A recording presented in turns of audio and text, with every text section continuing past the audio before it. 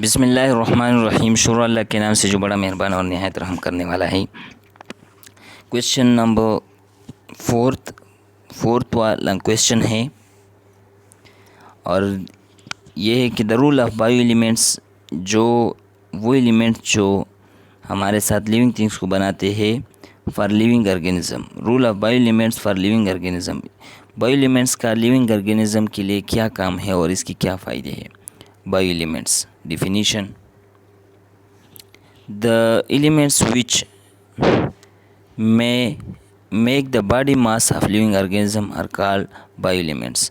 वो एलिमेंट्स जो हमारे पास बॉडी मास बनाते हैं लिविंग ऑर्गेनिज्म का, उसको क्या कहते हैं, bio elements.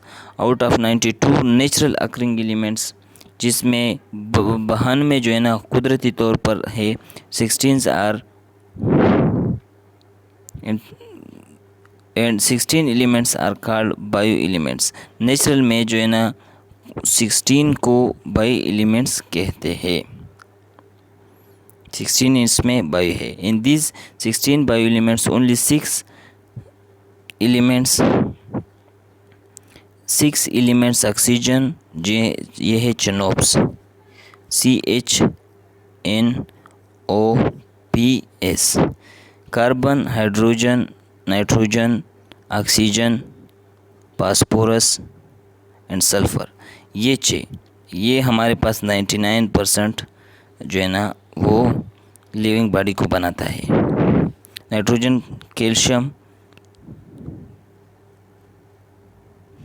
Phosphorus make 99% of the total mass, while other 10 bioelements potassium, sulphur, chlorine, magnesium और ये sodium, manganese, iron, copper, zinc, iodine make 1% of total mass. जो बाकी 1% हमारे पास टोटल मास बनाता है। ये तो हमने उसमें भी पढ़ा है कि ये इतने होते हैं। ये आपको याद होना चाहिए कि ऑक्सीजन 65% होता है, जो है ना कार्बन डाइऑक्साइड 18%, हाइड्रोजन 10% होता है, जबकि नाइट्रोजन 3%, कैल्शियम 1% और जो फास्फोरस है ये भी 1% होता है। अदर 10 एलिमेंट्स है ये 0.1% होते हैं। Importance of bio elements. Bio elements की अहमियत क्या है, इसकी ज़रूरत क्या है, इसके इस्तेमाल कैसे किया जा सकता है। Hydrogen important element of water and organic compound. Hydrogen जो है ना वाटर में भी होता है, ठीक है ना, H2O है, तो 2 इसमें है, CH4 है जिसको मीथेन कहते हैं। तो ऑर्गेनिक में तो ये दोनों, ऑर्गेनिक में कार्बन डाइऑक्साइड और हाइड्रोजन ना हो तो ऑर्गेनिक ही नहीं है, तो इसके लिए ज़रूरी है, तो ये दोनों में होता है। Oxygen essential for aerobic respiration, जो एरोबिक रिस्पायरेशन के लिए ज़रूरी है, जो हम सांस लेते हैं विदाउट एक्सरसाइज, उसे रिस्पायरेशन के लिए, ब्रीथिंग के लिए ज़रूरी है। सांस लेने के लिए ऑक्सीजन हम लेते हैं। ग्रोथ के लिए ज़रूरी है क्योंकि इससे ATP हासिल होता है। एलिमेंट्स ऑफ वाटर में भी है H2O एंड ऑर्गेनिक कंपाउंड में भी अक्सर में होता है। कार्बन इट इज़ अ की एलिमेंट ऑफ ऑर्गेनिक कंपाउंड, ये की एलिमेंट है, अहम एलिमेंट है ऑर्गेनिक कंपाउंड का। एंड कार्बन डाइऑक्साइड का जी जो ग्लूकोज में है 6 है और कार्बन डाइऑक्साइड में भी मौजूद है। तो कार्बन बहुत इंपॉर्टेंट है। Phosphorus is essential for growth of fruits, ये रूट्स में होता है। इट प्रमोट्स फ्रूट रिपिंग, जो फ्रूट होते हैं वो जो पकते हैं, ठीक है ना, ये बिकॉज ऑफ क्या होता है, ये बिकॉज ऑफ फास्फोरस होते हैं। It gives rigidity to bones and teeth, ये दांतों को और हड्डियों को जो है ना वो सख्ती देती हैं। It is an important component of ATP, phosphorus जो है ना ATP में होता है क्योंकि adenosine triphosphate adenosine diphosphate, adenosine monophosphate. तो ये ट्राई डाई और मोनो जाते हैं, ये फास्फोरस की वजह से होते हैं। डीएनए में भी होता है, आरएनए में भी होता है एंड फॉस्फोलिपिड्स में भी होता है। Calcium, it play important role in bones development. Calcium जो होता है ना, जो दूध में होता है हमारे साथ, ये इम्पॉर्टेंट रोल प्ले करता है हड्डियों को जो है ना डेवलपमेंट में। It is also essential for tooth formation. ये बच्चे को जब दांत होते तो दूध देते ताकि उनके दांत आ जाए। It is responsible for holding together the cell walls of the plant. ये कैल्शियम जो है ना प्लांट के सेल वॉल को भी एक दूसरे से कनेक्ट करके रखती है। सल्फ़र की क्या इंपॉर्टेंस है? It is essential component of vitamin B thymine.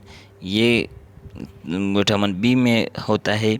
Sulphur is the key component in most protein में जो है ना सल्फ़र की जो है ना की क्या है, की कंपोनेंट की तरह काम करता है, क्योंकि अमीनो एसिड की शेप कुछ इस तरह है,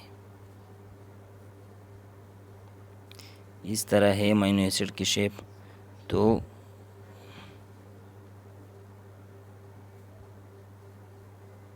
यहाँ पर सल्फ़र होता है, 4 सल्फ़र होता है एक अमीनो एसिड में, तो इस वजह से ये अहम करार दिया गया है। It also essential for synthesis and breakdown of fatty acid. ये सिंथेसिस और फैटी एसिड के सिंथेसिस में और ब्रेकडाउन के लिए भी अहम होते हैं।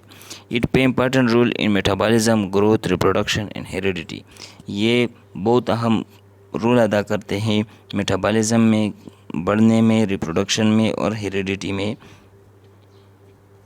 हेरिडिटी उसको कहते हैं कि माँ से जो हसीयत, वालिदैन से जो हसीयत बच्चों में आते हैं।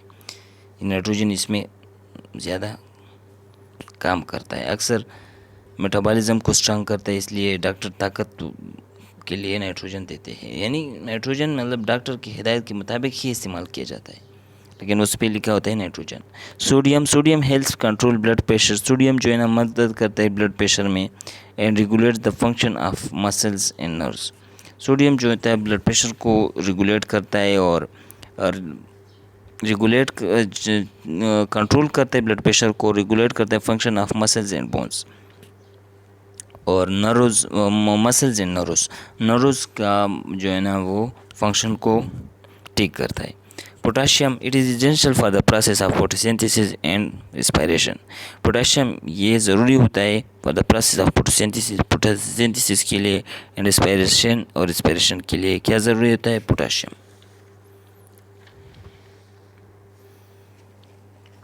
मैग्नीशियम जो है ना वो क्लोरोफिल में होता है, ये तो हमको पता है, ये क्लोरोफिल में होता है और ये बहुत अहम होता है। It acts as a activator for enzyme in carbohydrate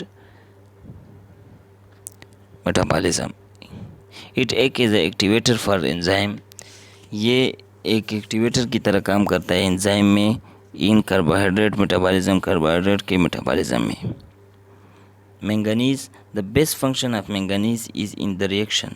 जो बेस्ट फंक्शन है मैंगनीज का वो किस चीज़ में है? रिएक्शन में है। In which oxygen is produce from water during the process of photosynthesis.